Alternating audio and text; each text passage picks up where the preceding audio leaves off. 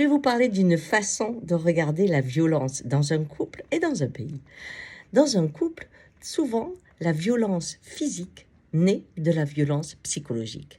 Et même dans un couple parent-enfant, on peut avoir un père, par exemple, qui paraît aux yeux de tous très très bon et très généreux, alors que son langage pervers crée des douleurs et des impuissances extrêmement fortes à son enfant. Je me souviens d'un de mes patients où son père lui avait dit, dans la petite école, quand il faisait un jeu au canard là qu'il fallait attraper, il avait eu un petit diplôme. Et en le regardant, en souriant, en mettant la main sur l'épaule, il lui avait dit: profite de ce diplôme parce que c'est sûrement le seul que tu auras. C'est extrêmement violent, non? Parce qu'il ne savait pas si son père riait, si c'était vrai ou pas.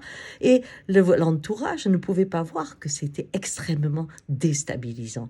Mais ça, c'est une petite perversion. On a des plus grandes perversions dans un couple. On peut avoir il ou elle qui, d'une façon perverse, met constamment l'autre dans l'impuissance jusqu'à ce qu'il crie et que les mains agissent. Et dans un état, c'est bien la même chose qui se passe en ce moment.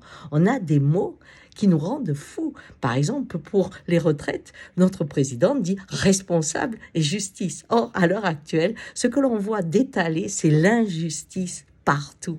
Et on se rend compte que leur côté responsable et justice a été employé déjà pour l'école, pour la santé, pour la justice, et que cela nous amène dans une impasse des liens sociaux, des structures sociales qui mettent en danger notre démocratie. Mais les mots qui sont là ne font que mettre en cause notre impuissance. Et quand on dit par exemple plan de relance, alors qu'on devrait dire plan de licenciement, on ne le dit plus maintenant, eh bien ceux qui sont licenciés sont des victimes qui rentrent dans l'ombre, on n'en parle jamais. Ça, c'est d'une perversion sublime, n'est-ce pas? Ce qui fait qu'à un moment, on a envie de hurler, de crier. Et c'est pour ça que dans la rue, aujourd'hui, ce sont tous ces mots qui veulent piéger les gens dans un monde qui ne correspond pas à ce qui se fait vraiment. Ce sont tous ces mots qui ont enlevé la dignité, le respect et mis dans une telle impuissance que le cri s'exprime pour dire stop.